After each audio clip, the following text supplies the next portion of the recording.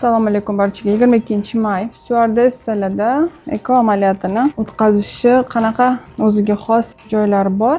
Qizimizda 39 yoshda farzandlari yo'q. Bu yerda tuxum hujayralar zaxirasi keskin kamayib ketgan. Kelajak uchun undan tuxum hujayralarni yig'ishga kelishganmiz. Lekin ikki taraflama juda katta endometrioid kistalar borligi sababli undanga kirish, undan tuxum hujayralari juda qiyin. Styuardessalarda dosмотр o'tishayotganda folikulyar kista bilan, katta razmerdagi kista bilan bularni uchishga reysga qo'ymaydi. Shuning uchun har safar biz tuxum hujayra yig'ganimizda tuxumdondagi endometrioid kistalarning ichidagi suyuluvni yig'ib kichraytirib turamiz va bular kelajakda qilish kerak bo'lgan laparoskopik tuxumdonlarni olib tashlash yoki rezeksiyani oldini olib turibmiz shunaqa yo'l bilan. Nimaga kistani hozir olishga jo'natib yubormayman? Sababi operatsiya davrida rezeksiya qilib tuxumdonsiz qoladilar. Bizda demak zaxira ola olmaymiz. Shuning uchun oldin tuxum hujayralarni yig'amiz.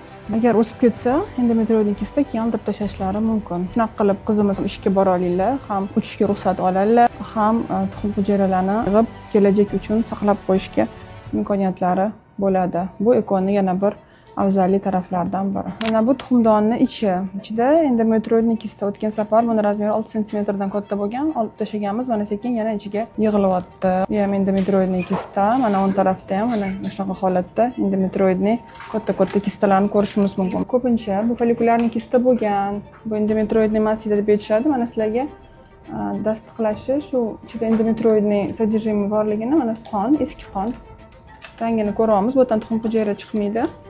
Faqat oyma-oy qizimiz hayz ko'rganlarda ichida yig'ilib keturadi. Tuxumdonni полностью olib tashlamagangacha ham bu joyi baribirga qaytalib yuradi endometrioid kistalar. Lekin tug'magan ayollar uchun olish mumkin emas.